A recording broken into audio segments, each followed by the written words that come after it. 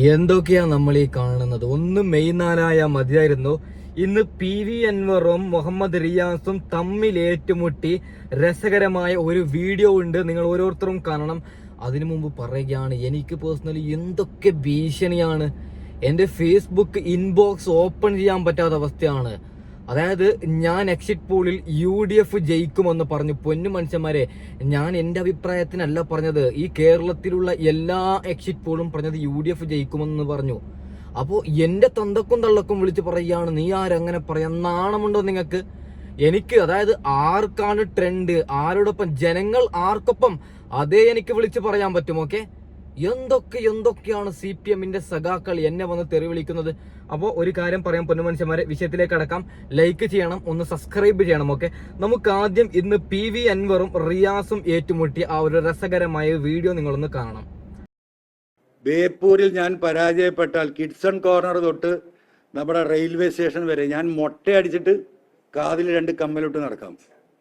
മുഹമ്മദ് റിയാസിനെ വെല്ലുവിളിക്കുക. മൊട്ടയടിച്ച് കാതിൽ 2 കമ്മലുമിട്ട് കിഡ്സൺ കോർണറിൽ നിന്ന് ആരംഭിച്ച് മിഠായി തെരുവിലൂടെ കോഴിക്കോട് റെയിൽവേ സ്റ്റേഷൻ വരെ പോകാൻ തയ്യാറാ. മുഹമ്മദ് റിയാസ് കമ്മലിടണ്ട, മൊട്ടടിക്കാൻ തയ്യാറുണ്ടോ? വെല്ലുവിളിയാണ്. പറഞ്ഞു പോയാ പോരാ. അപ്പോ ഈ ആളുകളോട് ഈ പറഞ്ഞു വരുന്ന, എന്താ പറയാ, അവരെ ഉണ്ടാക്കി കൊണ്ടുവരുന്ന ആ ഒരു കാര്യമുണ്ടല്ലോ, അത് അദ്ദേഹത്തിന് കോൺഫിഡൻസ് ഉണ്ടെങ്കിൽ അദ്ദേഹം വരട്ടെ. ഞാൻ റെഡിയാണ്. എവിടെയാ റെഡി? കോഴിക്കോട് പ്രസ് ക്ലബ്ബിൽ എഴുതി ഒപ്പിടാം. വെറുതെ പറഞ്ഞു പോവില്ല. മൊട്ടയടിക്കുക മാത്രമല്ല, കമ്മലിടും. കമ്മൽ അദ്ദേഹത്തിന് ഒഴിവാക്കി കൊടുക്കുക. എന്തൊക്കെയാ പറയുന്നത്? സത്യം പറഞ്ഞാൽ എൻ്റെ പൊന്ന് PV അൻവറെ, ഇങ്ങനെ അടുത്തൊരു വാർത്ത വരുന്നുണ്ട്, അത് വിശദീകരിച്ച് തരാം. അതായത് പിണറായി വിജയന് കനത്ത തിരിച്ചടിയാണ്. ഇന്ത്യയിൽ നിന്ന് തന്നെ CPM എന്ന പാർട്ടി ഇന്ത്യയിൽ നിന്ന് തന്നെ എന്നേക്കുമായിട്ട് ഇല്ലാതാവുന്നു എന്ന് പറയുന്ന വാർത്തയാണ്. അത് ഞാൻ വെച്ച് തരാം. ഇത് എന്ത് ഭാവിച്ചിട്ടാണ് PV അൻവർ ഇത്? ഒരു കാര്യം പറയാം, PV അൻവർ ജയിക്കും, അത് വേറെ സംഗതിയാണ്. പക്ഷെ ഇങ്ങനെ കേരളത്തിൽ 140 മണ്ഡലത്തിൽ ആർക്കെങ്കിലും ഒരാൾക്ക് ഇങ്ങേരെ പോലെ വെല്ലുവിളിക്കാൻ ധൈര്യമുണ്ടോ? മൊട്ടയടിക്കാമെന്ന് ആരെങ്കിലും പറയും. പക്ഷെ ഇങ്ങനെ പറഞ്ഞത് കേട്ടല്ലോ, മൊട്ടയടിച്ചിട്ട് മറ്റേ ഈ സാധനം വെച്ച് പോകുന്നൊക്കെ പറയുമ്പോ, ഇനിയെങ്ങാനും PV അൻവർ തോറ്റാലോ? നിങ്ങൾ അതൊന്ന് ആലോചിച്ച് നോക്കൂ. PV അൻവർ തോക്കില്ല, അത് വേറെ സംഗതിയാണ്. റിയാസ് ഇട്ടുന്നതിൽ പൊട്ടും, അത് വേറെ സംഗതിയാണ്. റിയാസിന് ധൈര്യമുണ്ടോ? ജസ്റ്റ് ഒന്ന് മൊട്ടയടിക്കാൻ പറഞ്ഞാൽ? ഞാൻ വെല്ലുവിളിച്ചിട്ടുണ്ട്. ഇവിടെ UDF അല്ല അധികാരത്തിൽ വരുന്നത്, LDF ആണ് അധികാരത്തിൽ വരുന്നതെങ്കിൽ ഞാൻ മൊട്ടയടിക്കും, അത് ഉറപ്പാണ്. എൻ്റെ അടുത്ത വ്ളോഗ് മൊട്ടയായിട്ടുണ്ടാവും. ഞാൻ എന്തായാലും മൊട്ടയടിച്ച് വരും.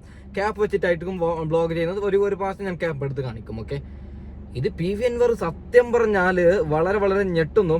നമുക്ക് അടുത്ത വാർത്തയിലേക്ക് പോവാം.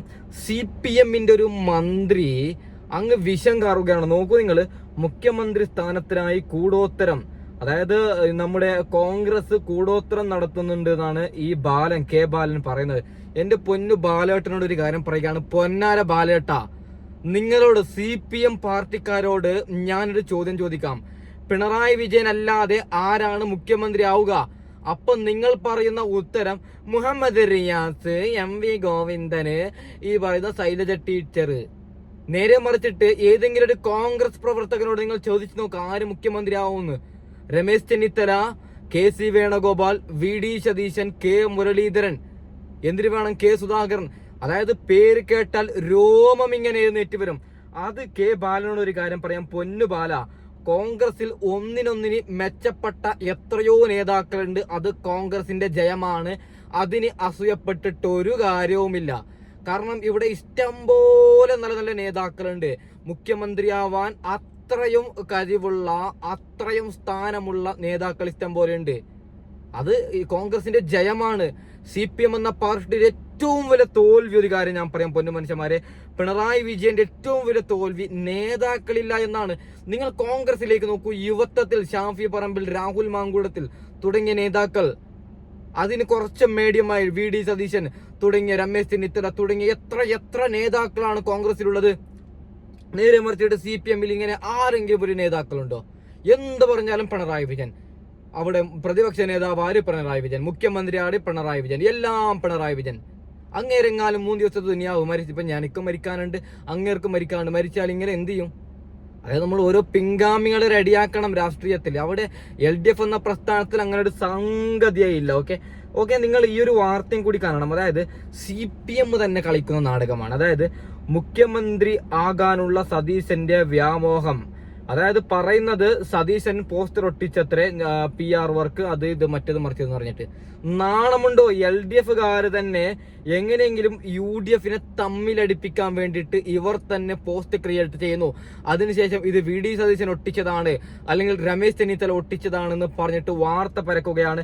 ആ വാർത്ത കൊടുക്കാൻ റിപ്പോർട്ടറിന്റെ അരുൺകുമാർ ബ്രേക്കിംഗ് ന്യൂസ് എന്ന് പറഞ്ഞിട്ട് അരുൺകുമാർ എന്ത് കിട്ടുന്നു എന്ന് വെയിറ്റ് ചെയ്യുന്നവരാണ് അരുൺകുമാർ. ഒരു നെട്ടിക്കുന്ന വാർത്തയും കൂടി വരുന്നുണ്ട് ഈ തോൽവിയിൽ നിന്ന്. അതായത് മറ്റന്നാൾ മെയ് 4 CPM തോക്കുമ്പോൾ CPM എന്ന പ്രസ്ഥാനം തന്നെ എന്നേക്കുമായിട്ട് ഇല്ലാതാവാൻ പോകുന്ന എന്ന നടുക്കുന്ന ഞെട്ടിക്കുന്ന വാർത്തയുടെ ക്ലിപ്പും കൂടി നിങ്ങളൊന്ന് കേൾക്കണം. ചരിത്രം പറഞ്ഞ് തന്നെ തുടങ്ങുകയാണ്. അത് ചരിത്രം പൊതുവിജ്ഞാനത്തിനപ്പുറം രാഷ്ട്രീയ കൗതുകം കൂടിയുണ്ട്. 1967 ശേഷം നീണ്ട 59 വർഷക്കാലം നമ്മൾ എടുത്തു കഴിഞ്ഞാൽ ഇന്ത്യയിൽ കമ്മ്യൂണിസ്റ്റ് മുഖ്യമന്ത്രിമാരില്ലാത്തൊരവസ്ഥ ഉണ്ടായിട്ടില്ല. ഈ 59 വർഷങ്ങളിലും ഇന്ത്യയിൽ കമ്മ്യൂണിസ്റ്റ് മുഖ്യമന്ത്രിമാരുണ്ടായിട്ടുണ്ട്. എന്നാൽ ഇതാദ്യമായി 2026 ഇന്ത്യയിൽ ഒരു കമ്മ്യൂണിസ്റ്റ് മുഖ്യമന്ത്രി ഇല്ലാത്ത സാഹചര്യത്തിലേക്ക് രാഷ്ട്രീയം മാറുകയാണോ എന്നതാണ് വരുന്ന ചോദ്യം. പലരും ചോദിക്കുന്നുണ്ടാകും, 70 മുതൽ 77 വരെ കമ്മ്യൂണിസ്റ്റ് മുഖ്യമന്ത്രിയായിരുന്നു, അച്യുതമേനോൻ കമ്മ്യൂണിസ്റ്റ് ആയിരുന്നല്ലോ, അപ്പോൾ അതും ഈ അക്കൗണ്ടിൽ പെടുത്തുകയാണ്. ജ്യോതി ബസു 77 ജൂൺ മാസം മുഖ്യമന്ത്രി പദത്തിലേക്ക് വരുമ്പോൾ നീണ്ട 34 വർഷം ഭരിക്കുന്നു. 2018 ത്രിപുരയിൽ ഭരണം നഷ്ടപ്പെടുന്നത്, അപ്പോഴും കേരളത്തിൽ ഭരണമുണ്ട്. ഇപ്പോൾ 2026 കേരളത്തിൽ ഭരണം നഷ്ടപ്പെട്ടു കഴിഞ്ഞാൽ ആ ഒരു ചരിത്ര സന്ധി കൂടി കേരളത്തിലെ കമ്മ്യൂണിസ്റ്റ് പ്രസ്ഥാനങ്ങൾ നേരിടുകയാണെന്നതാണ് വരുന്ന ചോദ്യം. കാര്യം UDF റിട്ടേൺസ് എന്നാണ് സകലമാന സർവേ ഗ്രൂപ്പുകളും പ്രവചിക്കുന്നത്. ആ ആത്മവിശ്വാസത്തിലാണ് നേതാക്കൾ ഉള്ളത്. എന്റെ പൊന്ന് പിണറായി വിജയനോട് ഒരു കാര്യം പറയുകയാണ്, CPM-കാരോട് ഒരു കാര്യം പറയുകയാണ്. പൊന്ന് CPM-കാരാ, എന്നെ തെറി വിളിച്ചിട്ട് കാര്യമില്ല, പറയുക തന്നെ ചെയ്യും. CPM-ന്റെ ആദ്യ മുഖ്യമന്ത്രി ആരെന്ന് ചോദിച്ചു കഴിഞ്ഞാൽ നിങ്ങളും ഞാനും പറയും EMS എന്ന്. എന്നാൽ ഒരു റെക്കോർഡും കൂടിയുണ്ട്. CPM പാർട്ടിയുടെ ഏറ്റവും അവസാനത്തെ മുഖ്യമന്ത്രി ആരെന്ന് ചോദിച്ചു കഴിഞ്ഞാൽ അതിനുള്ള ഉത്തരം ശ്രീ പിണറായി വിജയൻ എന്നാണ്. ഇനി നിങ്ങൾ CPM ഗവൺമെന്റ് കേരളത്തിൽ വരണമെങ്കിൽ വലിയൊരു അത്ഭുതം നടക്കണം. ഇവിടെ നിങ്ങൾ വേണമെങ്കിൽ എഴുതി വെച്ചോളൂ പൊന്നു മനുഷ്യന്മാരെ. അടുത്ത, അതായത് മറ്റന്നാള് VD സതീശൻ മുഖ്യമന്ത്രി ആകുമ്പോൾ, UDF മുഖ്യമന്ത്രി ആകുമ്പോൾ, അടുത്തത് പിണറായി വീണ്ടും ഒരു 5 വർഷം കഴിഞ്ഞതിന് ശേഷം ഇവിടെ വീണ്ടും കോൺഗ്രസ് തന്നെ അധികാരത്തിൽ വരുന്നു. അതിനുശേഷം BJP അല്ലെങ്കിൽ വേറെ ഏതെങ്കിലും വിജയ് തുടങ്ങിയതുപോലെ വേറെ ഏതെങ്കിലും രാഷ്ട്രീയ പാർട്ടി രൂപീകരിച്ചിട്ട് അങ്ങനെ പുതിയ ഏതെങ്കിലും രാഷ്ട്രീയ പാർട്ടിക്കാണ് ഇവിടെ ഇനി അധികാരം കിട്ടാൻ പോകുന്നത്. അല്ലാതെ LDF ഇല്ല. നിങ്ങൾ എന്തൊരു പശ്ചിമ ബംഗാളിലേക്ക് നിങ്ങളൊന്ന് പോയി ഒരു ജസ്റ്റ് ഒരു കണക്ക് നോക്കൂ. ആരായിരുന്നു ബംഗാളിൽ ഏറ്റവും വലിയ ശക്തരായിരുന്നു LDF? ഇപ്പൊ എന്തായി? ഒരു സീറ്റ് പോലും LDF-നില്ല. ഇത് ചെയ്യുന്നത് മിസ്റ്റർ പിണറായി വിജയൻ നിങ്ങളാണ്. ഭരണം കിട്ടിയാൽ നിങ്ങൾക്ക് അതിനെ ഭരിക്കാൻ അറിയത്തില്ല. ഇത് നിങ്ങളുടെ വലിയൊരു കുഴപ്പമാണ്. ഒരു കാര്യം കൂടി, പിണറായി വിജയന്റെ കുറെ കമന്റ് വരുന്നുണ്ട്. പിണറായി വിജയന്റെ വിഷൻ ചർച്ച ചെയ്യുമ്പോൾ ബ്രോ ആദ്യത്തെ 5 വർഷം നല്ല ഭരണമായിരുന്നു, അതിനെയും കുറിച്ച് കുറച്ച് എന്തെങ്കിലും പറയണമെന്ന് ചിലരെങ്കിലും പറയുന്നുണ്ട്. അതിനുള്ള ഉത്തരം പറയാം. പൊന്നു മനുഷ്യന്മാരെ, ആദ്യത്തെ 5 വർഷത്തിൽ പ്രളയം വന്നു. അതിൽ പിണറായി വിജയന്റെ വൃത്തികെട്ട ഭരണം, പിണറായി വിജയന്റെ ദുർബലമായ ഭരണം ഞങ്ങളെപ്പോലുള്ളവർക്ക് പറയാൻ കിട്ടിയിട്ടില്ല. പിണറായി വിജയൻ എന്ത് ചെയ്തു? പ്രളയം വന്നപ്പോൾ നമ്മളൊക്കെ പൈസ പിരിച്ചിട്ട് കൊടുത്തു. ആ പൈസയിൽ നിന്ന് കിറ്റ് റെഡിയാക്കി. അത് നല്ല കാര്യമാണ്. ജനങ്ങൾ പിണറായി വിജയന്റെ കിറ്റ് കൊണ്ട് ഒരു നേരത്തെ ആഹാരം ഞാനും നിങ്ങളും കഴിച്ചിട്ടുണ്ടെങ്കിൽ അത് പിണറായി വിജയന്റെ നല്ല ഭരണം. ഒരു മുഖ്യമന്ത്രി ഒരു നേരത്തെങ്കിലും ആഹാരം തന്നിട്ടുണ്ടെങ്കിൽ അതൊരു നല്ല ഭരണമായിട്ടാണ് ഞാൻ കണക്കാക്കുന്നത്. അതായത് പിണറായി വിജയൻ കിറ്റ് കൊടുത്തു, അതുകൊണ്ട് മാത്രമാണ് പിണറായി വിജയൻ 2ാമത് അധികാരത്തിൽ വന്നത്. കിറ്റ് കൊടുത്തിട്ടില്ലെങ്കിൽ ഒരു മനുഷ്യന്മാർ പോലും പിണറായി വിജയൻ വോട്ടിടില്ലായിരുന്നു. അപ്പോ ഞാൻ പറഞ്ഞു വരുന്നത്, ഇനി നിങ്ങളുടെ അവസ്ഥ ഒന്നെങ്കിൽ CPM-കാരാ നിങ്ങൾക്ക് തിരിച്ചു വരാനുള്ള ഒരൊറ്റ കാര്യം ഞാൻ പറഞ്ഞുതരാം. അതായത് CPM എന്ന പ്രസ്ഥാനം കേരളത്തിൽ വരണമെന്നാണ് ഞാൻ പേഴ്സണലി ആഗ്രഹിക്കുന്നത്. കാരണം ഇവിടെ മത്സരം LDF-ഉം UDF-ഉം തമ്മിലാവണം. 5 വർഷം LDF ഭരിച്ചാൽ 5 വർഷം UDF ഭരിക്കണം. അങ്ങനെ പോട്ടെ എന്നാണ് ഞാൻ പേഴ്സണലി ആഗ്രഹിക്കുന്നത്. അത് ഇല്ലാതാവരുത് എന്നാണ് ഞാൻ ആഗ്രഹിക്കുന്നത്. അതുകൊണ്ട് പിണറായി വിജയനോടും സഖാക്കളോടും ഒരു കാര്യം പറയുകയാണ്, പൊന്നാര സഖാക്കളെ, യുവത്വത്തിന് സീറ്റ് കൊടുക്കണം. രാഹുൽ മാങ്കുടത്തിനെ പോലെ, ഷാഫി പറമ്പിലിനെ പോലെ ഏതെങ്കിലും ഒരു നേതാവുണ്ടോ ഈ പറയുന്ന LDF-ല്? അങ്ങനെയുള്ള യുവാക്കളെ നിങ്ങൾ വളർത്തിക്കൊണ്ടുവരണം. പിണറായി പിണറായി പിണറായി എന്ന് പറഞ്ഞിട്ട് പിണറായി വിജയന്റെ ബീമ്പ് പിടിക്കാണ് എത്ര സമയം നിങ്ങൾ പോവും? ഗോവിന്ദനോട് ഇന്ന് രാവിലെ എന്തോ ചോദ്യം ചോദിച്ചു, സഖാവ് പിണറായി പിണറായി പിണറായി എന്ന് പറയുന്നുണ്ട്. നാണമുണ്ടോ? അതുകൊണ്ടാണ് നിങ്ങൾ ആരും തിരിഞ്ഞു നോക്കാത്തത്.